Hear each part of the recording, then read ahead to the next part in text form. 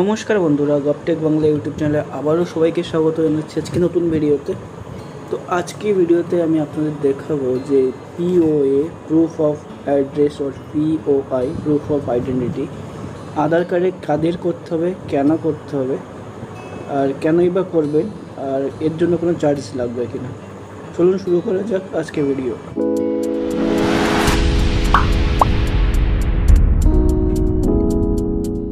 তো দেখতে পাচ্ছেন আমরা চলে এসেছি আধারের অফিসিয়াল ওয়েবসাইটের মধ্যে। প্রথমেই এখানেই দেখায় যে যদি আপনারা আধার কার্ডের চার্জেস যারা আপডেট করছেন না, পরে যদি করতে চান, আর লাস্ট ডেট কবে সেটাও সব জানাবো আমি। তো চার্জ প্রথমেই দেখে নিই। যদি আমি চার্জেসটা আপনাদের দেখাতে চাই তো দেখতে পাবেন এখানে যে কত টাকা চার্জ আপনাদের দিতে হবে আধার আপডেট করার জন্য। দেখুন লাস্ট ডেট 14/12/2024 পর্যন্ত রয়েছে এখানে দেখতে পাচ্ছেন।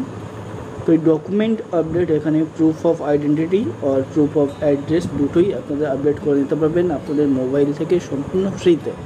আর যদি 14/12/2024 মধ্যে না করেন তাহলে আপনাদের কিন্তু আধার সেন্টারে যেতে হবে এবং এই আপডেটগুলো করার জন্যই আবার 50 টাকা করে দিতে হবে। তো আপনারা ফ্রিতে কেন করবেন আর কারাই বা আপডেট করবেন? যাদের আধার কার্ডের বয়স, আপনাদের যাদের আধার কার্ড 10 বছর আগে করা হয়েছে, অর্থাৎ যাদের আধার কার্ড 10 বছর আগে হয়ে গেছে তারপরে কোনো রকম কোনো আপডেট করেননি, তাদের কিন্তু এই আপডেট অবশ্যই করতে হবে স্মুথ সার্ভিসের জন্য। এটা সেন্ট্রালের আপডেট। তো যদি এটা আপনারা করে নেন সেক্ষেত্রে আপনাদেরই সুবিধা হবে।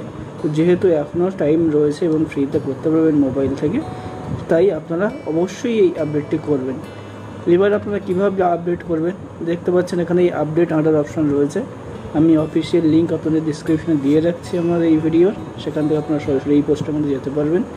তো এই ডকুমেন্ট আপডেটে ক্লিক করলেই কিন্তু আপনারা আধারের অফিসিয়াল ওয়েবসাইটের মধ্যে যেখান থেকে ডকুমেন্ট আপডেট দেখতে পাচ্ছেন, এই যে আমি ক্লিক করলাম, ক্লিক করলেই কিন্তু এই ডকুমেন্ট আপডেটের মধ্যে চলে আসবে।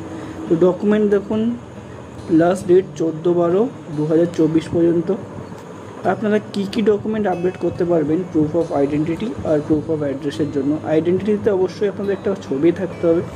সেক্ষেত্রে দেখুন কী সাবমিট করতে পারবেন: ration card, voter identity card, government issued identity card, certificate having address, যেখানে আপনাদের অ্যাড্রেস হয়েছে সেরকম certificate, pan card, driving licence হতে পারে, আপনাদের স্কুলের যে সেকেন্ডারি মার্কশিট আছে সেটা হতে পারে, বা স্কুল লিভিং সার্টিফিকেট হতে পারে যেখানে ফটোগ্রাফ দেওয়া থাকবে অবশ্যই, গভর্নমেন্ট ইস্যুড আইডেন্টিটি কার্ড থাকতে পারে।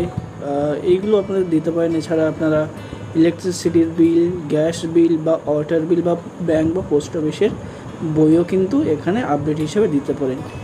কীভাবে সাবমিট করতে হবে তো এখানে এই যে অফিসিয়াল ওয়েবসাইট রয়েছে সেখানে আপনারা ক্লিক করে করতে পারেন। তো আমি ক্লিক হেয়ার টু সাবমিট এখানে ক্লিক করলাম। ক্লিক করলেই কিন্তু আমার এই সাবমিট অপশনের অফিসিয়াল পেজের মধ্যে নিয়ে চলে যাবে। তো এইটি আমি পরের ভিডিওটা আপনাদের করে দেখিয়ে দেবো কীভাবে আপনারা সাবমিট করবেন, কীভাবে ডকুমেন্ট তৈরি করবেন আর কীভাবে তৈরি করে আপলোড করতে হবে। তো আশা করি ভিডিও থেকে আপনারা সঠিক ইনফরমেশন পেয়েছেন।